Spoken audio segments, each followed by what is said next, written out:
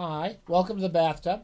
This is Scott Bradfield, master bather. And as soon as I start talking to the camera, Lucky has to get in my lap. I don't know how this happens. The rest of the time, she's perfectly fine. She sits on the floor. As soon as I start this camera, she has to get in here.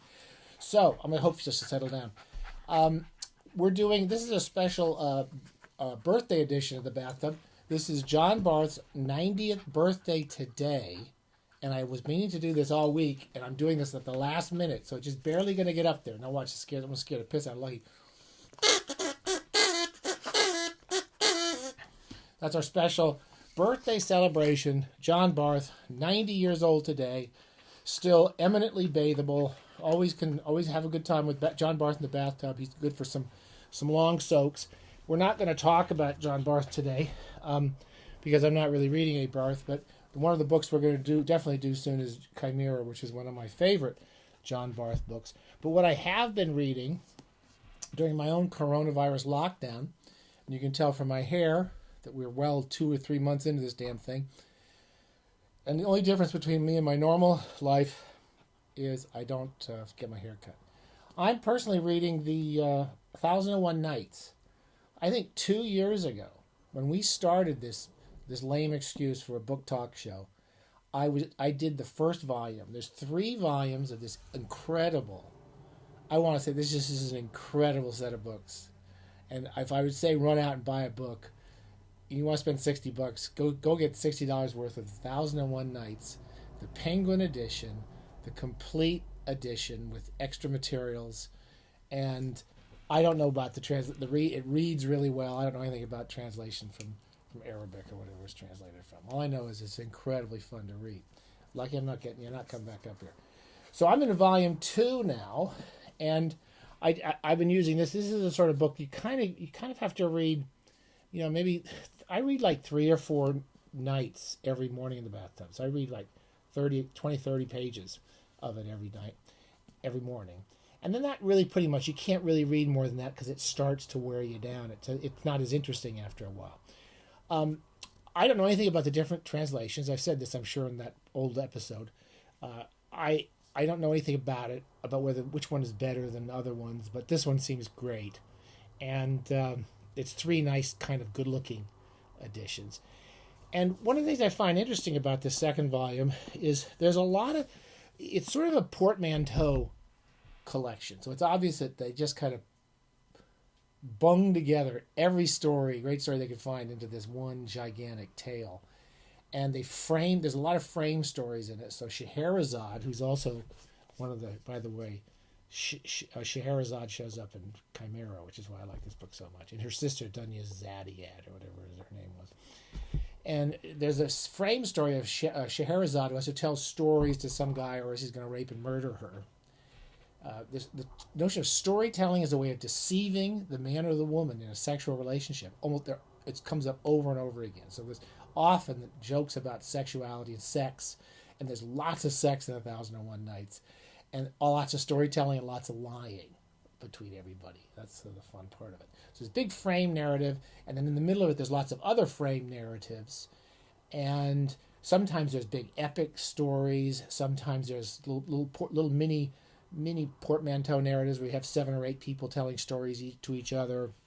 And then you sometimes have these long passages. The first couple hundred pages of the second volume for me were a little boring because there are a lot of kind of moralistic little parables, particularly about being a good husband or being a good wife or being a good devotee of Muhammad or God or whatever the hell it is. So there's a lot of that in it. And a lot of those stories are kind of boring, and I found myself skipping through them. It's probably one of the reasons why there are lots of edited versions.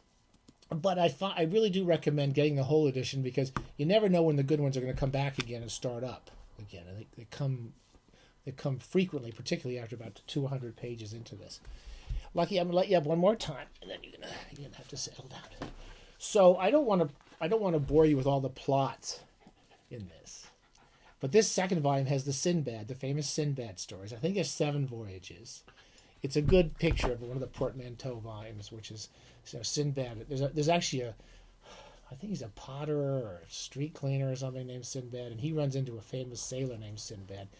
And Sinbad tells of his 7 voyages, which are all outrageous stories. And basically, each one is Sinbad goes out to sea. They're always often merchants, the heroes in these stories. They're going off to make money and sell stuff. Sinbad goes off to make his money. Almost always has a boat. His boat is crashed, is sunk, and almost everybody dies but him. And he loses all his money. And then he goes through some weird, wild adventure. He's carried off by a giant rock, and he meets these people. There's one really funny story where some guy tricks him to climb on his back, and then he tricks Sinbad to let him climb on Sinbad's back, and then he treats him like a horse. There's a Cyclops story in it, so you can see some of these influences or being influenced by other narratives. Who eats everybody, as I recall. And every time Sinbad goes off, he loses all his money. He has some horrible adventure. Then he somehow meets the people, some people who found all his stuff. They give it back to him. He sells it, makes a fortune, comes home. Gets bored. A year later, goes off on another trip. So basically, each story is about going off. Everybody dies except Sinbad. He has some amazing story. And they're really amazing stories. I cannot do them justice to summarize them. There's a number of these kind of portmanteau stories. There's one wonderful one about a merchant again. He falls in a well. I'm going to summarize these. He falls into a well, and he meets the queen snake. I don't remember why. And the queen snake tells him a story.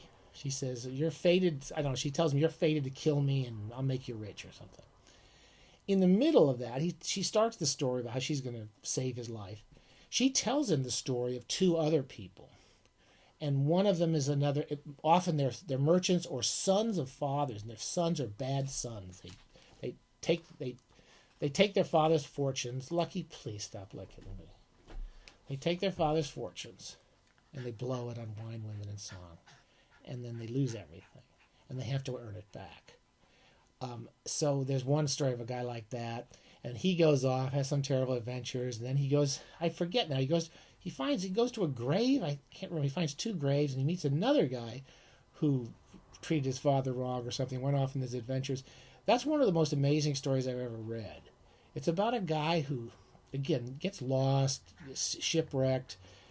Series of adventures takes him further and further off the map of the world we know, and he's carried off by rocks, and he goes off, and genies carry him places, and finally he ends up in some palace at the end of the world, and he sees these beautiful birds land in this garden, and the birds land in the garden. They take off all their clothes, and they're these beautiful women, and he has sex with the most beautiful of the women and falls in love with her. He takes her home, introduces her to the family. And then at the end of the night, she comes in. They have glorious love and so forth. At the end of the story, she says, "Okay, I'm going to go home. And if you really love me, you'll come find me." She lives in the middle of at the end of the earth. Nobody's ever. She goes home to her land of genies or whatever it is. And this poor bastard's got to go through the exact same... So he goes through the same story, this really long story of going off to the ends of the world. And at the ends of the world, nobody still knows where this woman lives. And they finally find some person that can take him to this... Anyway, he goes and finds her, marries her, comes home. And then usually, as soon as they're all happy, it says they were happy, and then they died. They almost always die at the end of these stories. And I forget the line. He says, the destroyer of delights, and the ender of all relationships or something. The notion of death coming into every story is the final conclusion. And then we open up another portmanteau of stories. Anyway, these are wonderful, wonderful stories.